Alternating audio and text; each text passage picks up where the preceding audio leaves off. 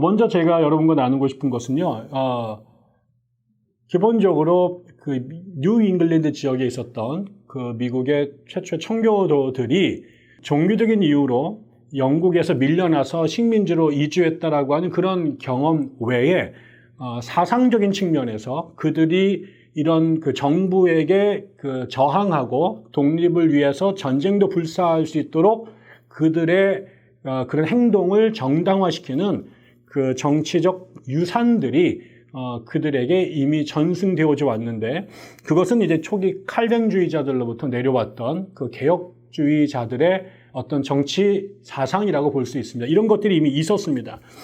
그것은 왜 그러냐면 우리가 잘 아는 것처럼 초기 칼뱅주의자들은 그 가장 중요한 그 어떤 신앙적 혹은 신학적 관심이 뭐냐면 하나님의 주권입니다.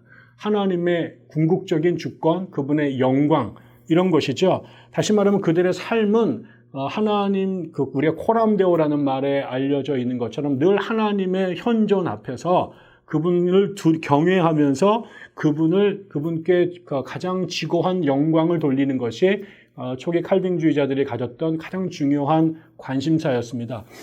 결국은 그들이 가장 하나님을 삶에 지고한 그 궁극의 대상으로 설정하고 모든 것을 그분 지향적으로 사고를 하다 보니 하나님이 가장 지고한 대상이기 때문에 심지어는 국가의 왕이라든가 황제라든가 정치 권력자들의 권위는 상대화될 수밖에 없는 거죠. 하나님을 바라보는 한 이 세상의 군주들은 그들을 무시한 게 아니라 그 권위의 위계에 있어서 상대화될 수밖에 없었다. 그래서 그것이 이제 첫 번째 칼빈주의자들 안에 그 저변에 깔려있던 생각이었습니다. 특별히 좀 더 구체적으로 말씀을 드리면 그들은 기본적으로 이 모든 우리의 존재 자체가 창조부터 지금의 우리의 삶에까지 하나님의 섭리가 그 안에 강하게 개입되어 있다.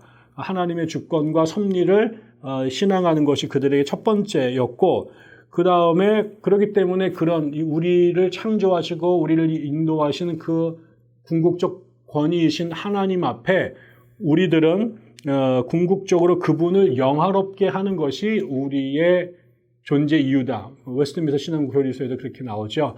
그래서 가장 그 지고의 존재로서의 하나님, 그 하나님 앞에서 우리의 존재 이유는 그분을 영화롭게 하는 것. 그러면 우리가 어떻게 그분을 영화롭게 할 것인가? 그것은 그분 앞에 철저히 복종하는 것. 이렇게 이제 구조가 되는 거죠. 궁극적 대상으로서의 하나님, 그분에게 영광을 돌리는 것을 우리의 삶의 지고의 목적으로 설정하고 그것의 실천 사항은 하나님의 뜻에 복종하는 것. 이런 것들이 이제 초기 칼뱅주의자들의 기본적인 어떤 그 신앙 구조라고 말씀드릴 수 있습니다. 그러다 보니까 이런 것이 그들이 살아가는 가장 중요한 그 궁극적 관심이고 삶의 양식이다 보니까 이것에 의해서 심지어는 아까 말씀드린 것처럼 세상의 군주나 아니면 정치나 권력이나 이런 것들도 다 이것 앞에서는 상대화될 수 있는 것이 칼빈주의자들의 기본적인 어떤 그 사고 구조였던 거죠.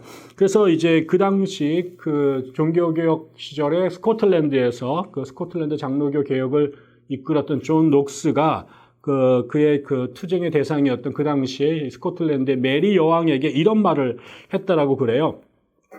참다운 종교는 세속 군주들로부터 그 기원과 권위를 부여받지 않았으며 따라서 그 백성들도 자신들의 종교를 군주들의 입맛에 따라 형성해서는 안 된다라고 얘기를 했답니다. 참다운 종교는 세속 군주들로부터 그 기원과 권위를 부여받지 않았으며 따라서 그 백성들도 자신들의 종교를 군주들의 입맛에 따라 형성해서는 안 된다. 이런 얘기를 할 수 있었던 것은 하나님이 여왕보다 더 위에 계신 거고 하나님 자신들의 존재와 종교는 여왕이 아니라 국가가 아니라 하나님으로부터 온 것이기 때문에 군주들의 입맛에 그들의 눈치를 보면서 살아야 될 이유가 없다. 뭐 이렇게 말씀을 하신 거죠.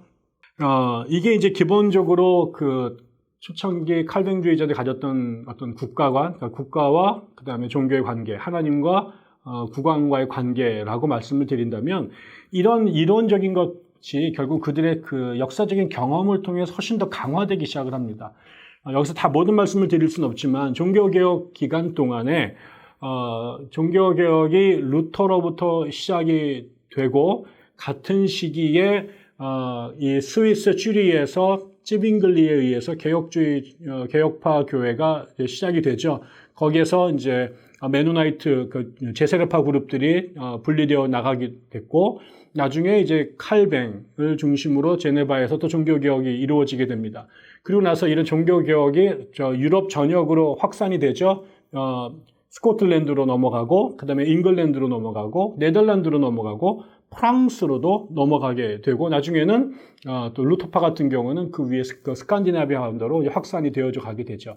그런데 이 종교개혁이 확산되면서 원래 그 카톨릭 교회가 지배적이었던 유럽 사회에 루터와 칼뱅의 생각을 따르는 사람들이 생겨나게 되면서 조금 지나면 이 종교 간의 갈등은 곧 처음에는 물론 이제 신학자들과 목회자들을 중심으로 종교개혁이 시작이 됐지만, 이게 조금만 지나고 나게 되면 이 문제는 이제 정치가들과 국가 관료들에게로 이양이 되면서 결국은 이게 그 신학적 논쟁을 통해서 해결을 보는 것이 아니라 국가 권력 간의 충돌, 결국은 이제 전쟁으로 이어지게 되죠. 그래서 우리가 잘 아는 것처럼 영국에서도 종교개혁이 시작이 되었을 때 이 헨리 8세로부터 시작이 됐던 종교개혁이 에드워드 6세를 지나고 메리 튜도르 시제 집권기로 넘어갔을 때 결국 종교개혁을 추구했던 사람들이 카톨릭 신자였던 메리 여왕에 의해서 엄청나게 많은 사람들이 이제 화형을 당해서 죽었습니다. 물론 나중에 또 엘리자베스 때도 그렇긴 했습니다만, 결국은 종교개혁자들이 카톨릭 신자였던 메리 여왕 때 상당히 많이 죽었고, 그 다음에 프랑스에서도 프랑스에서 카톨릭파와 또 위그노라고 하는 개신교회 간의 전쟁이 벌어졌는데, 우리가 잘 아는 것처럼 그 성 바돌로뮤 대학살처럼 프랑스 군주들에 의해서 그 프랑스의 위그노라고 하는 종교개혁 지지자들이 대량 학살을 당하는 일들이 있었습니다. 또 스코틀랜드에서도 그런 일이 있었고, 특별히 이제 네덜란드 같은 경우에는 네덜란드가 스페인의 식민 지배를 받고 있었는데, 스페인으로부터의 독립전쟁이 결국은 스페인을 상징하는 카톨릭 그룹과 그 다음에 그 독립운동을 주도했던 네덜란드의 개혁주의자들, 그 칼빈주의자들로 나누어지면서 결국은 네덜란드의 독립전쟁은 곧 종교개혁과 연동이 됐는데, 그때도 알바공이라고 하는 스페인의 장군에 의해서 무지막에 엄청나게 많은 네덜란드의 종교개혁자들이 죽임을 당하게 됐죠. 결국은 이런 식으로 소수의 그 종교개혁자들이 다수의 카톨릭이 사는 사회에서 종교개혁을 추구하다가 결국은 정부와 갈등 관계에 갖게 되고, 결국 정부의 그 공권력과 군사력에 의해서 무지막지한 학살과 박해를 경험하게 되었죠. 결국 이런 상황을 오랫동안 유럽 전역에서 동시다발적으로 경험을 하게 되면서 이 그 칼뱅주의자들, 그 리폼드라고 하는 개혁주의 그 프로테스탄트들이 물론 이제 현존하는 권세자들에게 존경하라, 그들을 섬기라라고 하는 사도 바울의 가르침을 모르지 않았지만, 이런 그 일방적으로 폭력을 당하고 살아가는 그런 사회 속에서 자신들의 그 생명을 보존하고 자신들의 종교에 근거한 새로운 사회를 건설하기 위해서는 기존 체제와 저항하거나 반항하거나 도전하는 이런 것들을 정당화시켜야만 했던 거죠.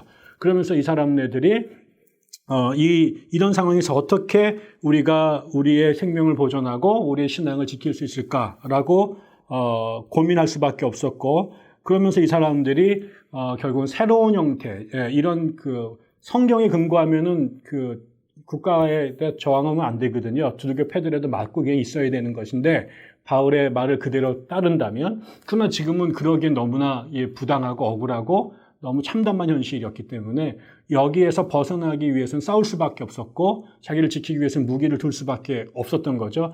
이제 메노나이트나 제세례파 그룹들은 그런 와중에서도 절대 평화주의를 주장하면서 죽임을 당했지만, 이 개혁주의자들은 그렇게 하지 않았던 겁니다. 그래서 이 사람들은 그런 국가 폭력으로부터 자신들의 생명을 보존하고 자신들의 어떤 인간의 기본적인 권리를 보장하기 위해서 새로운 정치 이념들, 정치 사상들을 찾아내기 시작을 하게 됩니다.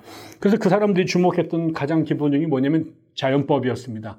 그러니까 성경에서 나와 있는 것들을 넘어서서 인간 전체와 자연 전체를 지배하고 있는 보편적인 법칙에 근거해서 자신들의 인권, 그다음에 저항권 같은 것들을 확보하려고 했던 것이죠.